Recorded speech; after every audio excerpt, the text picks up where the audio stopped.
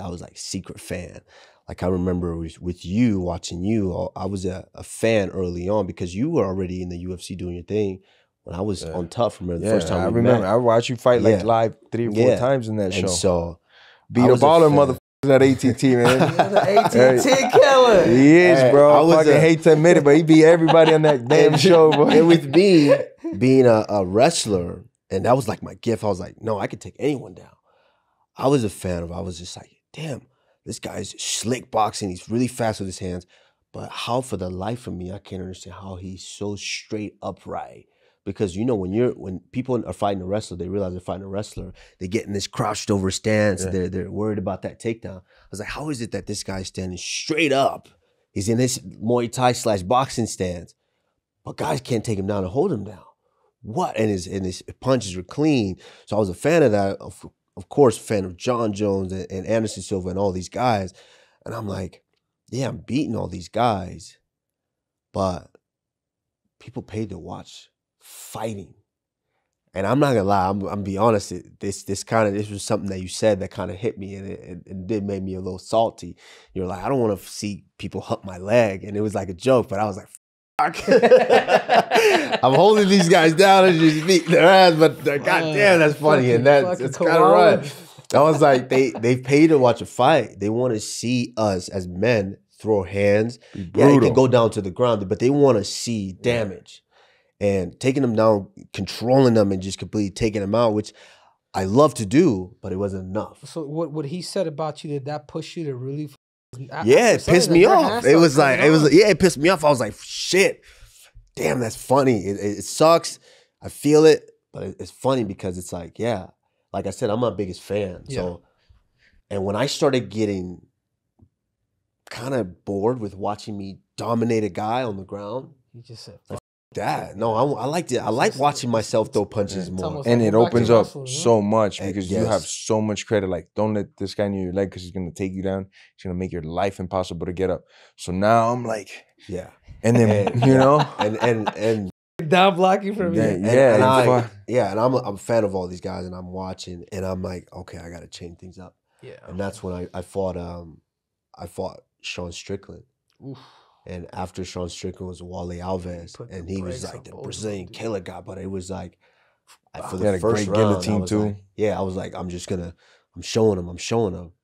And I would just realize after round 1 how tired these guys were from thinking I'm going to take him down. When deep down inside, I'm like, I'm going to figure out how to put my hands on this guy and hit him. And I was like, oh shit. Yeah. They're really worried about that. You almost started to, it's almost like knocking somebody out. It's a we all have power in these hands. Now, do you have the attitude to go out there and say, hey, I'm going to finish you? Yeah, I'm going to try. At least try. Because before you also got to get that range, and that comes with like time. And that comes with time of training. But before that, it was, I needed to win because at that point, if you don't win, it's 2 checks. Yeah, I needed to win. I needed to win and win and win and move up. And, you know, that was like the turning point for me. But watching you come back after the reality show, and loosely, I was a fan of the sport to where I watched everyone. I'm like, I need to know what this guy's doing, And you come back, and this goes to attest to just how great this sport is. And we have to talk about it. You come back and you baptize Darren Till. And they're like, oh, who's next? Because you're right there in the top 5. Till's, I think 3. Yeah, at the you time just get rid of him. Yeah. And 1 and 2 are kind of like I think it's like Robbie Woodley. It's like, oh, I'm not fighting them. You know, who else? Then everyone's trying to figure out who you're going to fight. And then it's like, oh, Askren is there. And he's a hot thing at that point. He's like the new hot chick at that point. Yeah. And I'm like, oh, definitely Masvidal not taking that fight because he's said numerous times he doesn't want to deal with wrestlers that hump his leg and this and that. And that's literally all Ben Askren's going to try to do. And then, like I said, going to show how great this sport is and how unpredictable it is. You go out there and probably one of the most, and it's a flying knee, but I say one of the most violent because of he was out for almost like 2-3 minutes. He was out. And I remember, I was there live. We're there together. Live, yeah. And I remember watching like, oh, he's still stiff. Not only is he out, and he's still stiff. You get the stiff meister. And then all that happens, and then that was 2019, and then I think maybe a year later, you and I fight. Yeah. And then boom, one of the craziest circumstances. Middle of Corona. You fly all the way over and take the fight, and I will have to say, and I'm gonna be honest about this. For one of the first times, of course we get nervous for every fight. But one of the first times, it got to me. Everything around me got to me because, bro, they're playing your viral, like I said, the most viral knockout ever. They're playing that thing every freaking minute on every channel, everywhere, on all the socials, everywhere. And I'm like, oh, this guy's trying to come in on 6 days notice. Now I'm trying to make the mental switch, like, oh, I'm going to be fighting a different style. You know, he's fast hands, he's good counterpuncher. I'm trying to picture all this, but I'm seeing this every day. And they're asking me every interview, how are you going to deal with this? And I'm watching your interviews, and I'm going to baptize this guy. And it fucking gets to me. I'm in the hotel. Yeah, exactly. I'm like, oh shit, is he going to baptize me? What the fuck is this? And I'm in the hotel, and I'm super nervous for this. Especially that moment before you go to the arena for the fight. And I'm in my room just like, why the fuck am I so nervous right now? Get it together. Get it together. And I would say that was probably one of the most nerve-wracking fights that I had. But also all the circumstances we were fucking dealing with. It was a fucking... But and then even moving past and all that. And then we got in the second fight. Of course, the knockout happens. And moving past that, the year later, I'm knocked out. Which I thought in that fight was where I had seen you evolve the most. So I was watching that when I was like, this dude's really taking the striking. Masterpiece. Everything mixing, to the, controlling it.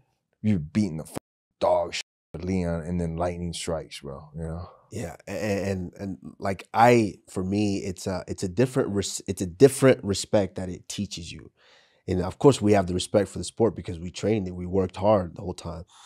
But it teaches you another level. Like nobody's God in this sport. No one's unbeatable, untouchable. You hang around long enough, anything can happen, man. You're gonna get it if you're hanging around long enough. Well, in that fight, you were fucking doing great. I was like, I remember even writing about it, like, damn, this motherfucker is doing great, bro. Shit, you know, like on Twitter and stuff. Because your hands, you were laying. You're like, he was letting the hands go. He was landing body shots. Yeah. And you the whole time just backing it up and faking the takedown, and then bro. And you weren't even tired in the fifth round. You didn't look tired enough, but it just happens, bro. Yeah, it happens, but for me, it was like, boom, damn, I love it. All I could remember saying and thinking is like, damn, I love the sport because it's like anything can happen. Anything can happen. You are not invincible. And then you get in the same predicament. You take a fight. I seen this motherfucker out. I ain't gonna say where, but I seen this motherfucker out, right? So I'm walking in this place and I hear Master, I go, and somebody touches me. I go, ain't nobody touch me, dog. I was fucking literally. I turn around. I go, what the? What are you doing here, motherfucker? He goes, man, just chilling. What are you doing here? I go, but I live here, man. He's like, all right, cool. One day later, this motherfucker flying halfway across the world to go fight this dude. Hamza. Oh, Hamza. Okay, so you guys had a chance to kind of hash it out too when you guys saw each other. Like it wasn't like there was no obviously. No, even before that, I wasn't. You know, well, I think there's respect there. Yeah, I think the biggest thing too is we were very good businessmen together. We were business partners. Yeah. We were good business partners. We did good business. Yeah. I mean, we're still top 5. Yeah. Did you get some of that paper? We did one. Yeah, we're top 5 of all time. Yeah, we did 1.2, 1.3 on that show. And so, which, you know, shout out to the UFC and everything that they, you know, that they do, and obviously the platform that they give us. But, you know, we're still top 5, and we did great business both times. Yeah. And another, I would bring this up too. Another thing too that kind of got to me in that, with the rematch, going into that rematch, I was really, you fired me up in wanting to prepare even more for that fight. But then when we get there, throughout the whole week, I live in Florida. I've been in Florida for my whole career, and I'm booed everywhere. That goes to show the power that you had and how big you were in the sport and in the company at that time. We're in Jacksonville. I'm the champion now, and I'm booed. And I remember in the press conference, I'm trying to talk, and fucking fans are going back and forth at me, and then and I'm like, wild, man.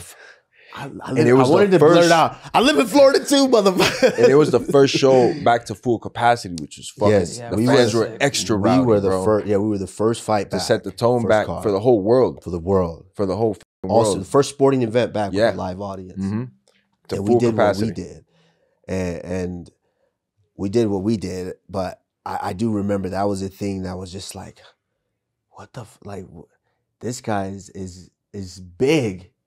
Really big, because people, it was Jacksonville. That was like, what, 6-hour drive from Miami, from Florida. Some shit like that. Yeah, and people made the ride all the way up.